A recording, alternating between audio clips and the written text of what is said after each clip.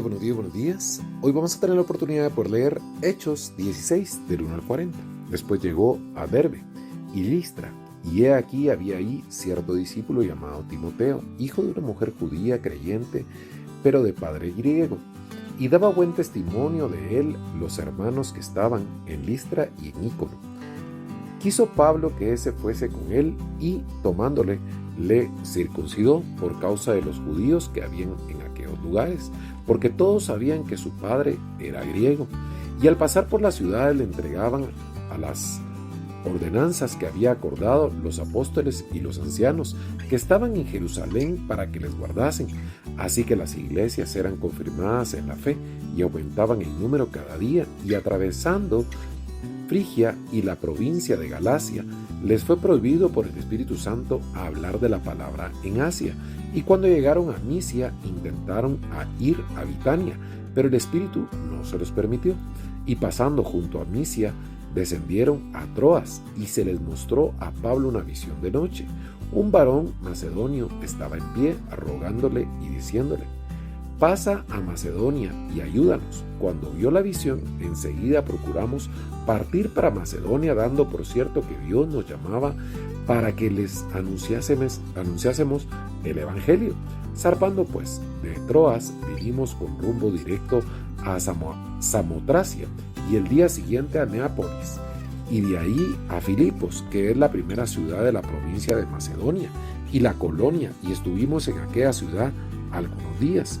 Y unos días de reposo salimos fuera de la puerta junto al río donde solía hacerse la oración, y sentándonos hablábamos a las mujeres que se habían reunido.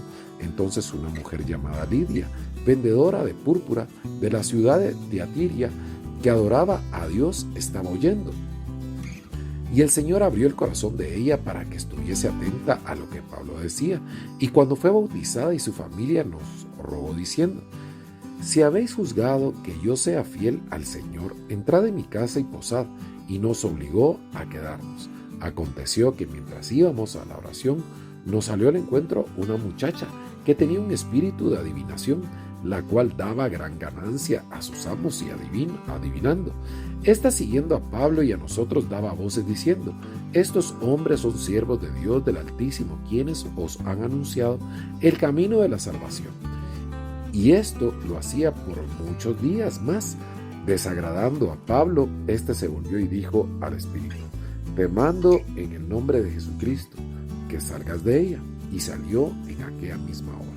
Pero viendo sus amos que había salido de la esperanza de sus ganancias, prendieron a Pablo y a Silas y los trajeron al foro ante las autoridades, y presentándolos a los magistrados dijeron: estos hombres, siendo judíos, alborotan nuestra ciudad y enseñan costumbres que no nos es lícito recibir ni hacer, pues no somos romanos.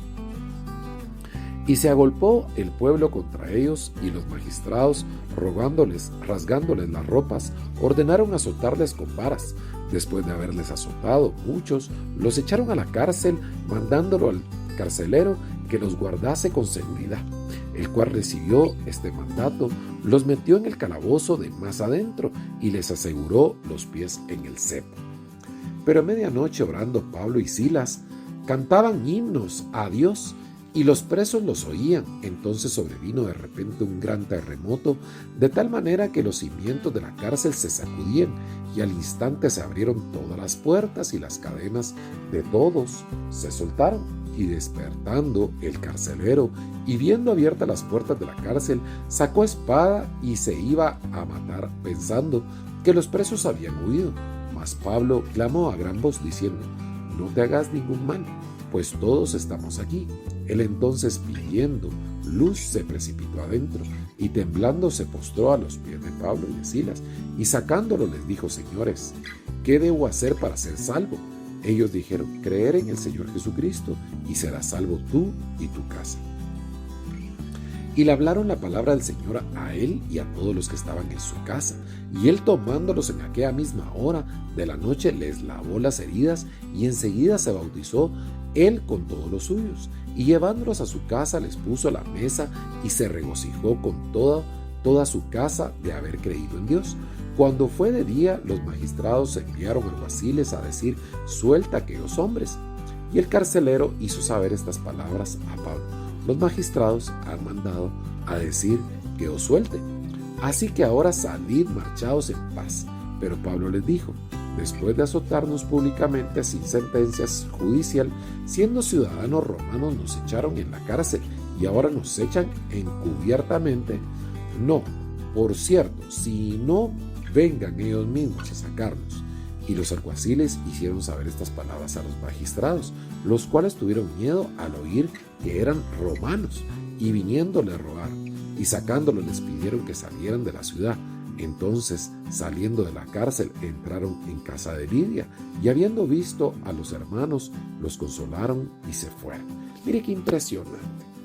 Podemos observar cómo el Espíritu trabaja con los apóstoles y les dice a qué lugares tienen que asistir y a qué lugares no tienen que ir. Pero también nos damos cuenta de algo muy importante, que muchas veces nosotros los cristianos estamos confundidos.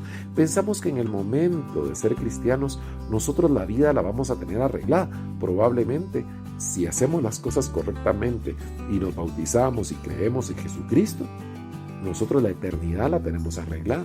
Pero la vida en este mundo va más allá, porque la vida del cristiano, mire, no es sencilla. Mire, a Pablo, por andar predicando, por hacer lo correcto, lo metieron preso, lo azotaron, lo golpearon, lo humillaron, hicieron de todo con él. Y usted sabe quién es Pablo. Pero también lo mismo pasó con todos los apóstoles. O sea, el seguir a Cristo no hay que pensar que es una carrera sencilla. Probablemente a nivel espiritual nuestra vida cambia de una manera impresionante, porque encontramos el valor de lo que verdaderamente es la vida, y no son las cosas, sino que son los momentos donde nosotros compartimos con las personas que amamos, pero también con aquellas personas que tenemos el llamado a amar, que es nuestro prójimo. Y ahí se convierte muy diferente la vida del cristiano con la vida del mundo. Pero también, como vivimos bajo esta perspectiva del mundo, también tenemos que entender que vamos a tener aflicciones, vamos a tener problemas, vamos a tener momentos de dificultad, pero sobre todo, también vamos a tener momentos de milagros, como pasó con Pablo en la cárcel, que empezó un terremoto, abrió las puertas, les quitó las cadenas para que ellos pudieran escapar. Y mire cómo Pablo, en lugar de escapar, vino, predicó la palabra en la cárcel y convirtió a la mayoría de personas que estaban ahí. Dígame si eso no es la gracia, la misericordia de Jesucristo obrando en la vida de las personas, incluso en las dificultades. Así que es momento para que nosotros, independientemente del momento que estamos viviendo en nuestra vida, por muy difícil que sea, no perdamos la esperanza, no perdamos la fe en Jesucristo y sigamos creyendo y sigamos pensando que Dios va a obrar así como lo hizo con Pablo y con los demás apóstoles. Vamos a orar. Padre, te damos gracias, te pedimos perdón por nuestros pecados, Señor. Te pedimos, Señor, mantenernos firmes, hacer como lo hacían los apóstoles, aprender a escuchar tu palabra para poder tener esa guía, para que tú seas el timón de nuestra vida y no la necedad, ni el ego, ni el orgullo. Te damos gracias, te bendecimos en el nombre poderoso de Cristo Jesús. Amén.